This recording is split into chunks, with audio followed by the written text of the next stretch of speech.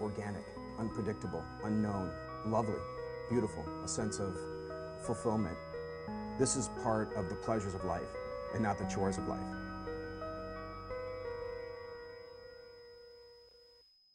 Coming up on this live Wednesday edition of Daily Iowan TV, University Expansion. Carver College of Medicine plans for a new edition. And Regents meeting, UI healthcare workers seek contract changes. The Iowa wrestling team is getting their season started up. We hear more from Coach Tom Brands and his wrestlers in sports. All that and more is coming up. Stay with us on Daily Iowan TV.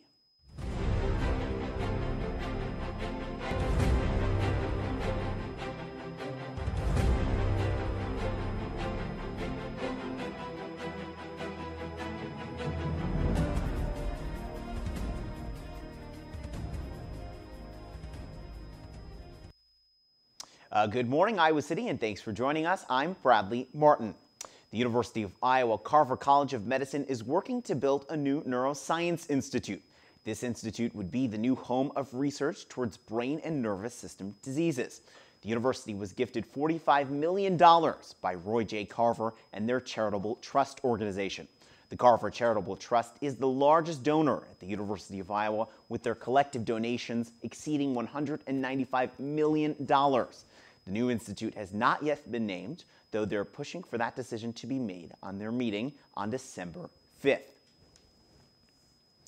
One day after the Ohio State University attack, ISIS released a one-paragraph statement on the messaging app Telegram, where they took full responsibility for the rampage that left 11 people injured. The attacker, who was identified as Abdul Razik Allah Atran, did not take any affiliation with ISIS, and officials have not found any ties to the terrorist group. Immediately after the attacks, Ohio State students and faculty were sent a Buckeye alert, telling them to run, hide, and fight. The text message did receive some criticism and a lot of confusion, but turned out to be direct instructions from the Department of Homeland Security. The instructions run, hide, fight serve as a national model for surviving an active shooter. Classes have resumed today, but that campus continues to remain on heightened security throughout the week here. The University of Iowa students can pay up to almost $2,000 for a meal plan. But if students don't use all their meals that they paid for, where does that go? Reporter Taylor Limas has more. With student debt on the rise, students are looking to save money anywhere they can. With meal plans ranging anywhere from $700 to $2,000, more and more students are wondering, what happens to their leftover meals that they paid for? Yeah, I had about 30 meals left over from last year, and I was just like, my question was like, why wouldn't they transfer over to this year? Just because, I mean, it's like kind of my money. Jill Irvin, director of university dining, explains that only about 30% of the money that students paid for in meal plans actually goes to food. The rest is spent elsewhere. It's being spent on staff, it's being spent on facilities, and if we need an emergency equipment replacement, you know, it comes out of that. I mean, it pays for telephones and computers and, you know, just all of the normal expenses to do business. So are students getting their money's worth, or is there a cheaper alternative? Comparing Jimmy John's, Subway, and Which Wich, I went and did the math. The cheapest sandwich you can get between the three with chips and a drink is at Subway for $6.25. Comparing the price of the cheapest Subway meal to each dining hall meal plan, it is still cheaper to eat at Subway. But students won't have the convenience or a wide selection to choose from. University of Iowa students might have to deal with the fact that the money that they paid for their meal plan doesn't only go to food. Taylor Nicole, Daily Iowan TV. Now, regardless what happens with those extra swipes, I certainly do miss the days of having a meal plan. Yesterday, the University of Iowa student government did vote on a resolution that encourages state legislature to form a medical amnesty policy. The resolution for medical amnesty calls for policies to protect underage people from being prosecuted if they're experiencing a medical emergency due to drugs or alcohol.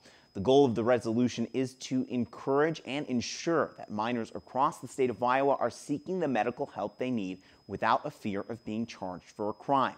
Iowa is one of the only Iowa is one of 14 states that does not have a medical amnesty law in place. The resolution will be shared with Governor Terry Branstad, as well as the Iowa State Legislature, House, and Senate. Yesterday, Governor Terry Branstad announced new steps to prevent death by drug overdose. Naxolone, a drug that is able to reduce the effects of opiate overdoses, is now available to buy through a pharmacist instead of by doctor prescription. Branstad says his reasoning comes from an increase in the opiate epidemic, with opiate-related deaths tripling in the past decade.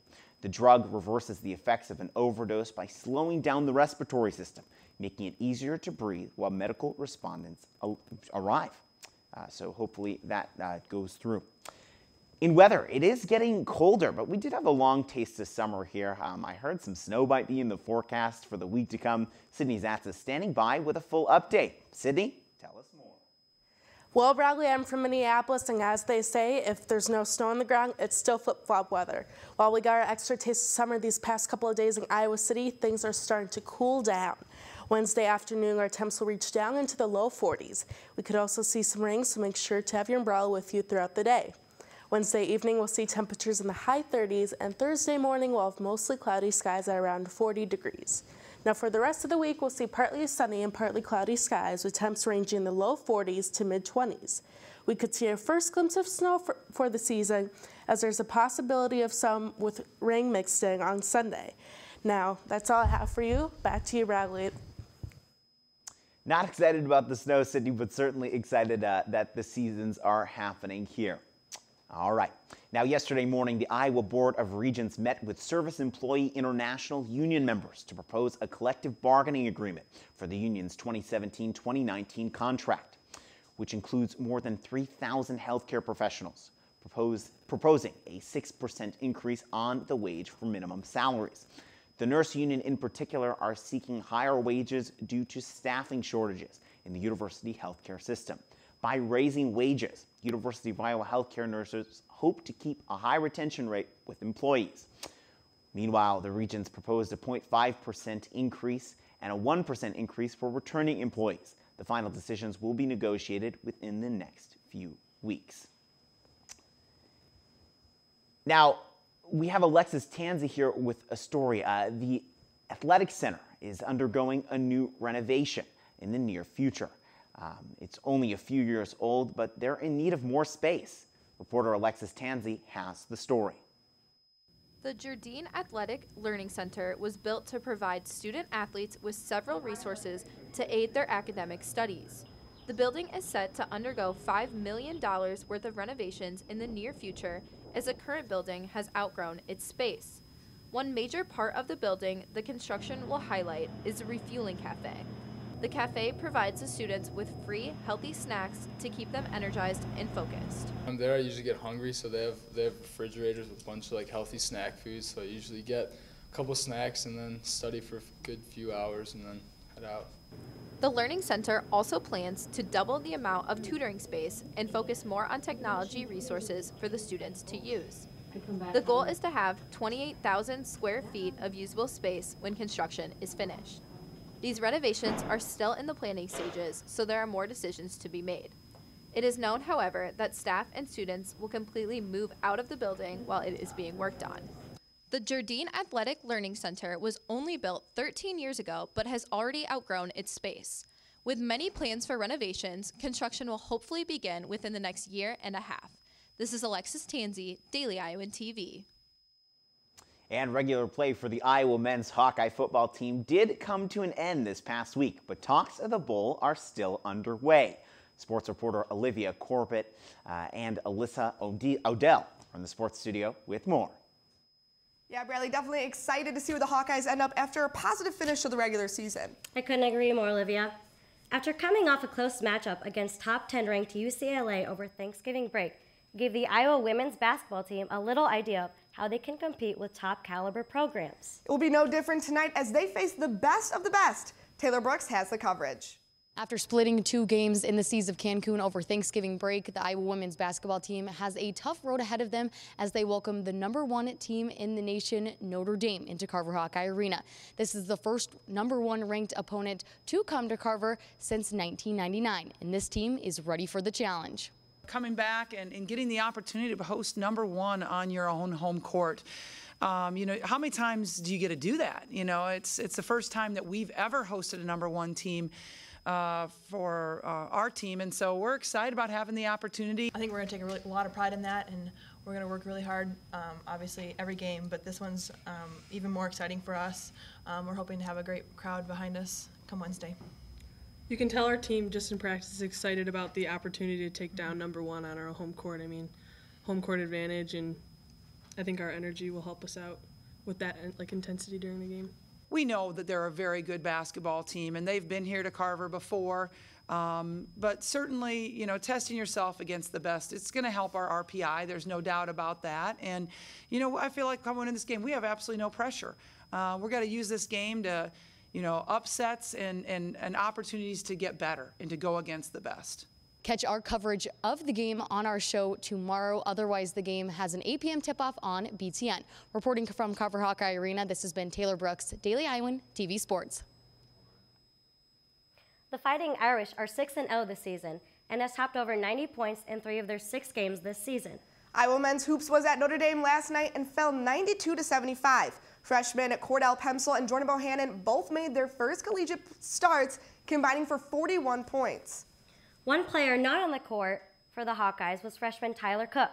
Cook fractured his right index finger in practice on Thanksgiving, had surgery yesterday in Iowa City, and expected to miss 3 weeks. The University of Iowa's offensive line has been named one of 3 finalists for the Joe Moore Award, which honors offensive line units that display a high level of toughness, effort, teamwork, consistency, technique, and finishing.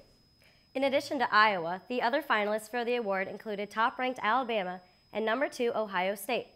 Iowa's starting 5 up front have paved the way for the running back duo of LaShawn Daniels Jr. and Akram Wadley. In other Hawkeye football news, senior defensive back Desmond King and senior defensive tackle Jaleel Johnson have been named first-team All-Big Ten by vote of league coaches. King recorded 53 tackles and 7 pass breakups, while also collecting 2 interceptions. He also has 13 career interceptions to tie for 4th on Iowa's career list. Johnson led Iowa with 7.5 sacks and 10 tackles for loss. His tackle for safety was a key play for the Hawkeye defense in a 14-13 win over 3rd-ranked Michigan. Johnson finished the regular season with 54 tackles. Iowa will learn its bowl destination on Sunday, December 4th. The Hawkeyes are nationally ranking after winning their final 3 games of the regular season.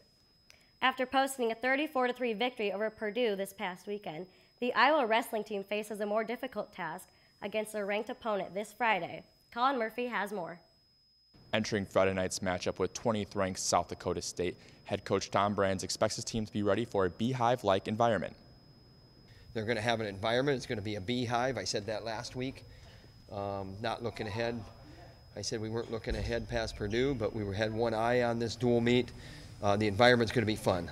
And we have competitors here that are about that anyway, going into enemy arenas, and this is going to be similar to Edinburgh 3-4 years ago, whenever that was. I mean, that's kind of what Tom's been saying, and that's kind of what I'm expecting it to be like. But to me, it's kind of like once I'm there and once the whistle blows, all that stuff kind of just goes away. So it doesn't really matter who's rooting for me or against me or anything like that. Once the whistle blows, it's another match. So that's kind of how I approach it. We got to be ready.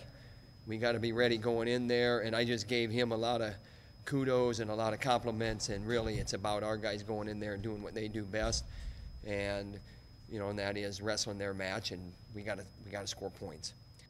When it comes down to it, Tom Brands believes his team needs to execute their game plan and get bonus points if they want to handle the crowd and leave South Dakota with a victory.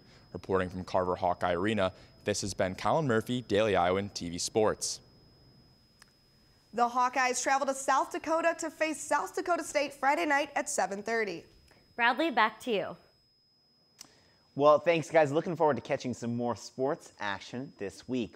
And just like that, that's all we have for you. on this morning edition of Daily Iowan TV. You know the story. Check out dailyiowan.com for all the latest between now and our next newscast. And also, be sure to pick up an edition of Daily Iowan print. My name is Bradley Martin, and we'll see you back here tomorrow morning.